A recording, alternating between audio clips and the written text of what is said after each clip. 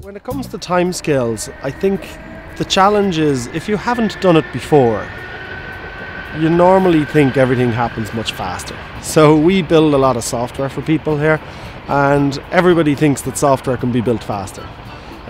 We help people raise money. They think you can always raise money faster. They think because it's the founder and the management team think that because it's their focus, that it's everybody else's focus. And a lot of the time there can be a lot more work go into getting money from an Enterprise Ireland or someone like that than people realise. But these things always take longer, and especially in a company that has never taken on investment before, you cannot underestimate how long it will take. We have made investments into companies within a month. We've literally met them on day one. It was the, I think, 3rd of February, and by the 2nd of March we had made the investment. So things can be short, but that is by far the exception. You are building a relationship. You are building a interaction with these people, and you know, as a startup, you should be comfortable with your investor and happy. And these things take time. You cannot build a relationship overnight. So it is not to be underestimated. You always have to give yourself extra time, and I think that's where investors are much better. If you take us, for example, we've been involved in so many fundraising rounds at this stage. We'd have a good idea as to how long something is going to take, even down to things like when it gets to the contract stage.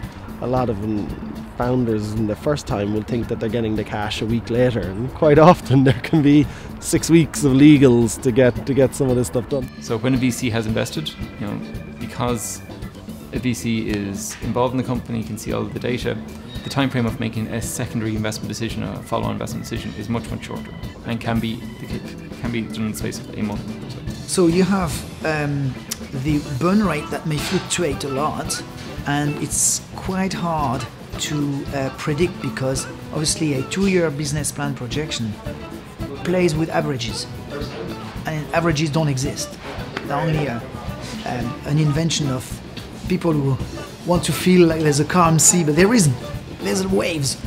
And so you've got the valuation can fluctuate, the cash burn rate can fluctuate, and if you have secured from, let's say, 5 investors who participate, that they say, yeah, if we do a similar round in 1 year's time, I'll be on.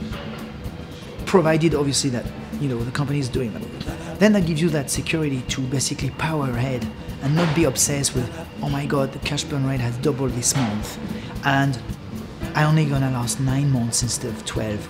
Because the fundraising is very quick. It takes 1 board meeting. If everyone around the table is okay with it, within 4 weeks you can have more money thrown into the business. Or you can have